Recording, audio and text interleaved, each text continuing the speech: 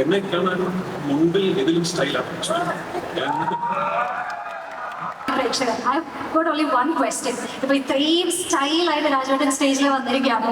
If we put a request, അല്ലെങ്കിൽ if you are requested double മോഹനന്റെ അതേ ലുക്കില് അതേ മേക്കപ്പില് ഒരു സ്റ്റേജ് അപ്പിയറൻസ് ചെയ്യാനായിട്ട് ആവശ്യപ്പെടുകയാണെങ്കിൽ will that be a yes or no? എന്നെ കാണാൻ മുൻപിൽ ഇതിലും സ്റ്റൈലാണ്.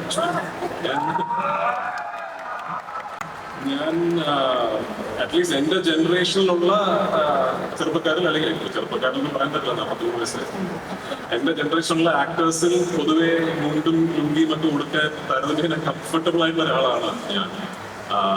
I think it's a very stylish outfit.